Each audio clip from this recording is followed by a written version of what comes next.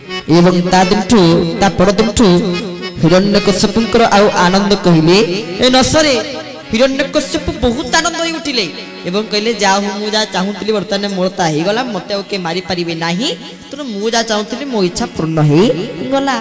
ଆସି ଫେରନ୍ତେ ଦେଖନ୍ତେ ଘରେ ଏକ ସୁନ୍ଦର ସନ୍ତାନ, କିଏ ସେ?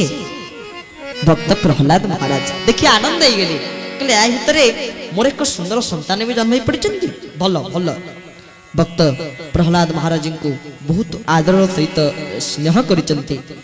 ଆଉ ବାପାଙ୍କର ସ୍ନେହ, ମାଙ୍କର ସ୍ନେହ ପୁଅ ପ୍ରତି କେମିତି, ଝିଅ ପ୍ରତି କେମିତି, ସେଟା କହିବାକୁ ପଡ଼ିବ?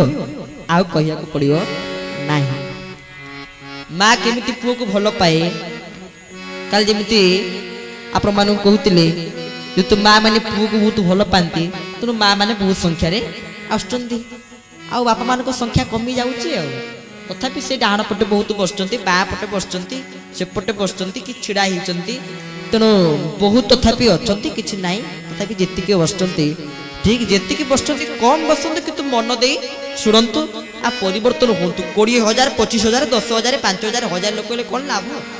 କଥାକୁ ଶୁଣି ଟିକେ ପରିବର୍ତ୍ତନ ହେବାକୁ ପଡ଼ିବ ନା। ଆଉ ଲୋକ, କାରଣ ଆଜିକାଲିକା ବହୁତ ଲୋକଙ୍କର କମ୍ପିଟିସନ୍, ଆମର ଏତିକି ଲୋକ ହେଇଥିଲେ, ଲୋକ ମୋତେ ଫୋନ୍ କରି କହିବେ ଯେମିତି ଆମ ପ୍ରବଚନଟାକୁ ଆମେ ହାଇଲାଇଟ୍ କରିବା, ଯେମିତି ଲୋକ ଅଧିକା ହେବେ। ଲୋକ ଅଧିକା କରିବା ପାଇଁ କ'ଣ ପ୍ରବଚନ ଦିଆଯାଏ?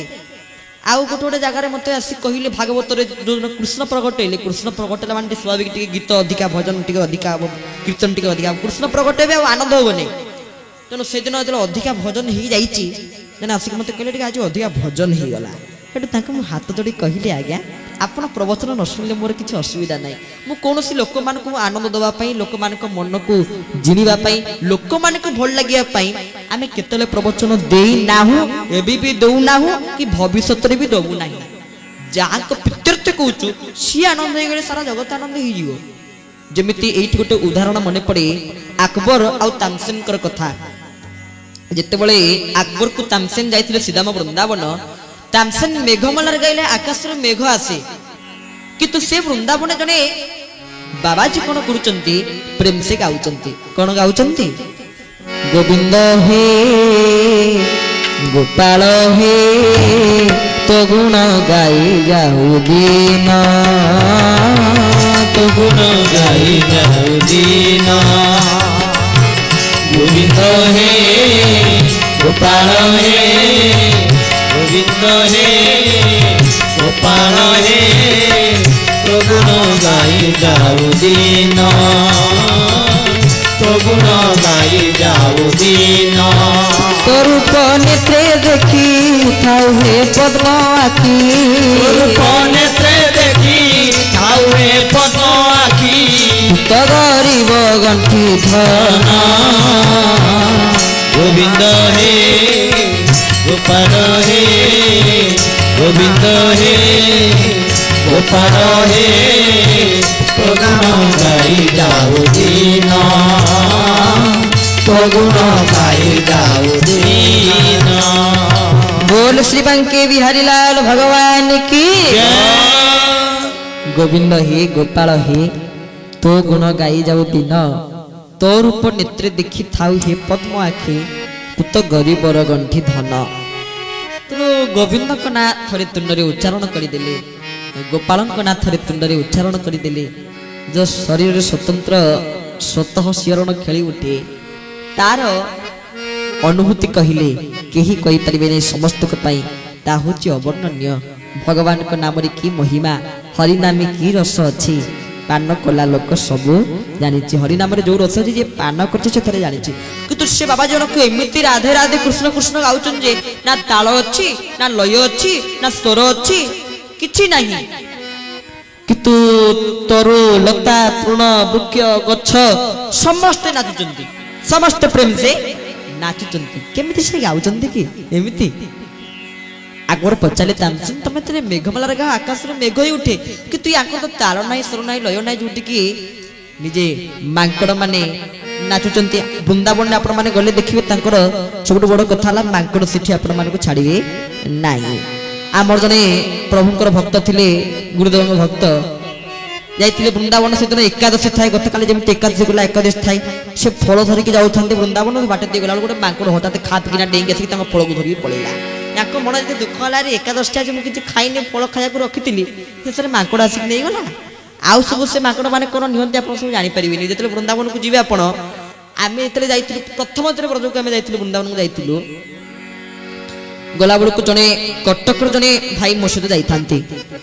ଆଉ ସେଠି ଚପଲଟା ବାହାରେ ଥୋଇକି ଯାଇଛନ୍ତି, ଗୋଟେ ମାଙ୍କଡ଼ ଆସି ତାଙ୍କ ଚପଲ ଧରିକି ପଳେଇଛି। ଆଉ ଗୋଟିଏ ଲୋକଟେ ସେଠି ଥାଏ, ସେଇ ଲୋକର ପର୍ସ ଧରିକି ପଳେଇଛି ମାଙ୍କଡ଼। ଆଉ ଗୋଟେ ଲୋକ ଥାଏ, କାହାର ଚପଲ, କାହାର ପର୍ସ, କାହାର ମୋବାଇଲ ପର୍ଯ୍ୟନ୍ତ ବି ଧରିକି ପଳାନ୍ତି ମାଙ୍କଡ଼ ମାନେ। ଆଉ ମାଙ୍କଡ଼ ମାନଙ୍କୁ ରାଧେ ରାଧେ ରାଧେ ରାଧେ କହିଲେ ସେ ମାଙ୍କଡ଼ ମାନେ ପରିବର୍ତ୍ତନ ହେଇଯାନ୍ତି, ବାନର ମାନେ ପରିବର୍ତ୍ତନ ହେଇଯାନ୍ତି। ଆଉ ରାଧା ରାଧାଙ୍କ ନାମରେ ସେ ବାନର ମାନେ, ମାଙ୍କଡ଼ ମାନେ, ବୃକ୍ଷ ମାନେ, ତରୁ ମାନେ, ଲତା ମାନେ, ତୃଣ ମାନେ ସମସ୍ତେ ନୃତ୍ୟରତ। আকবর କହିଲେ ମେଘମାଳାରେ ଗାଇଲେ ଆକାଶରୁ ମେଘ ଉଠେ। ଇଏ ଏମିତି କେମିତି ଗାଉଛନ୍ତି କିନ୍ତୁ ତାଙ୍କର ତ ସ୍ୱର ନାହିଁ, ଲୟ ନାହିଁ, ତାଳ ନାହିଁ, ସମସ୍ତେ ନାଚୁଛନ୍ତି, ସମସ୍ତେ ନୃତ୍ୟରତ।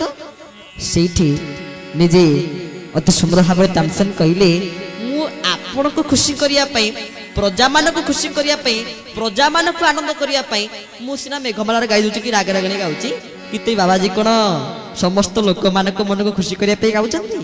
ସେଥିପାଇଁ ସେ ଗାଉନାହାନ୍ତି ବା, ସେ ଗାଉଛନ୍ତି ଭଗବାନଙ୍କ ପ୍ରୀତ୍ୟର୍ଥେ। ବୋଲେ ଭକ୍ତ ବତ୍ସଳ ଭଗବାନ କି ପ୍ରଭୁ ନାମ ଅମୃତ କିଏ ଅବା କରିବ ତ, ନାରାୟଣ ନାମ ଅମୃତ କିଏ ଅବା କରିବ ତ, ଅଜାମିଳ ବିପ୍ର ଏକ ବାର ଧରି, ଅଜାମିଳ ବିପ୍ର ଏକ ବାର ଧରି, ପୁତ୍ର ଭାବେ ଭାବି କରି ଗଲାରେ ସତ୍ୟନାରାୟଣ ବୋଲି, ବାଛି କିଏ ନାମ ଦେଇଥିଲା ରେ ସତ୍ୟନାରାୟଣ ବୋଲି। बोले भक्त वत्सल भगवान की जय।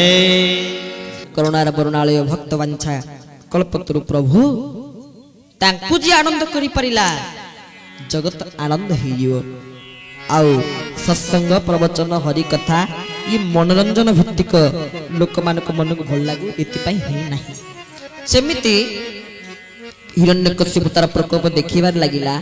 आउ प्रहलाद महाराज को पाठ पढ़िया लगिला, मो पु टी पाठ पढ़ू, बाबा मान समस्त इच्छा मो पिलाटा टी पाठ पढ़ू, सतना पाठ पढ़ी टी मनीष हो जाऊ, देखिए पाठ पढ़ी था।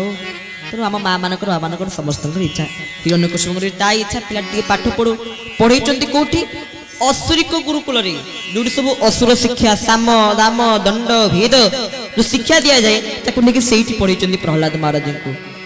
किंतु प्रहलाद महाराज कौन शिक्षा को ग्रहण करो ना, समस्त सांग मान को सखा मान कहते कौन कहते, बाल्यकाल धर्म धन मु संजीवी ए जीवन अनिश्चित,